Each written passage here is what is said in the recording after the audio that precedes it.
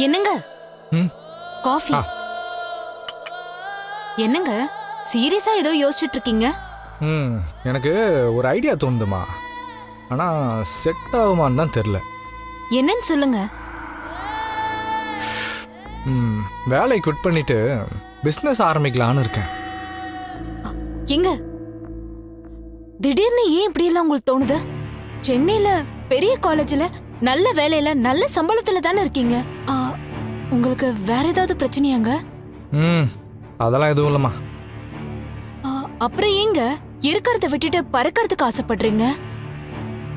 பறக்கணும்னு ஆசைப்படுறதுல தப்பு இல்லை. சேஃப்டி செக்யூரிட்டின்னு பார்த்து ஒரே இடத்துல தேங்கி நிற்கிறதான் தப்பு. வேலையில் எந்த பிரச்சனையும் இல்லை தான், நல்ல சம்பளம் தான். ஆனால் பத்த மாட்டேங்குது கோமதி. ஏங்க நம்ம குடும்பத்துல 3 பேர் தானுங்க. நமக்கு என்னங்க பெருசா செலவாயிட போகுது? நான் நம்ம குடும்பத்துக்காக மட்டும் செலவு பண்ணலையே. வேற யாருக்காக செலவு பண்றீங்க? நான் என்ன சொல்ல வந்தேன்னா, நான் ஃப்யூச்சர் பற்றி நிறைய யோசிச்சிருக்கேம்மா. பாப்பா சின்ன பொண்ணு, அவளை ஃபாரின் அனுப்பி படிக்க வைக்கணும், கார் வாங்கணும், வீடு வாங்கணும், நிறைய பிளான்ஸ் இருக்குமா. அதுக்கான பணம் சம்பாதிக்கணும்னா எனக்கு என்னவோ நான் பிஸ்னஸ் பண்ணணும்லாம் தோணுது. அப்படின்னா நம்ம திருச்சிக்கே போயிடலாமாங்க? முட்டாள்தனமாக பேசாது கோமதி. திருச்சிக்கு போகிற விஷயத்தில் என்னோட முடிவு என்னன்னு நான் உங்ககிட்ட ஏற்கனவே சொல்லியிருக்கேன். இப்போ எதுக்கு திரும்ப அதை ஆரம்பிக்கிற? திருச்சியில் அப்படி என்னதாம்மா வச்சிருக்க? அது நம்ம சொந்த ஊருங்க, நமக்கு தெரிஞ்ச இடம். சொந்தக்காரங்க, ஃப்ரெண்ட்ஸ், தெரிஞ்சவங்கன்னு நிறைய பேர் இருக்காங்க. நீங்க பிசினஸ் ஆரம்பிச்சா அவங்க சப்போர்ட்லாம் உங்களுக்கு கிடைக்கும்னு தாங்க சொன்னேன்.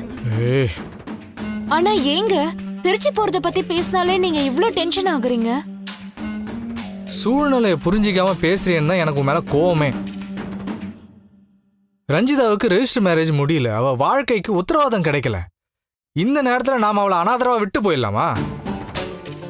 நாமளும் விட்டு போயிட்டோம்னா இங்க அவளை சப்போர்ட் பண்றதுக்கு வேற யார் தான் இருக்காங்க? அவ வாழ்க்கையை பத்தி நீ யோசிக்கவே மாட்டியா? அத பத்தி இனிமே நம்ம கவலையே பட வேண்டாங்க. அருண் இப்ப ரஞ்சிதாவுக்கு ஆதரவா மாறிட்டாரு. கூடிய சீக்கிரமே அவங்க வாழ்க்கை ஆரம்பிச்சிருவாங்கன்னு நான் நம்புறேன். அது நடக்காது. என்னங்க இப்படி அபசகுணமா பேசுறீங்க?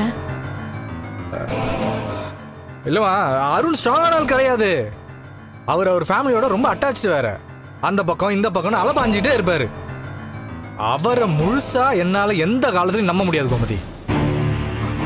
இல்லங்க, அவரு முன்ன மாதிரி இல்லன்னு ரஞ்சிதாவே சொல்லிருக்கா. அவ அப்படிதாம்மா பேசுவா. ஆனா அருணை நம்பி ரஞ்சிதாவை விட்டு போறது எனக்கு சரியா படல. அவங்க 2 பேரும் ஒன்று சேர்றது நீ நினைக்கிற மாதிரி ஈஸியும் கிடையாது. நிறைய சண்டை பிரச்சனை எல்லாமே வரும். அப்ப நாம தான் ரஞ்சிதாவுக்கு துணையா நிக்கணும்.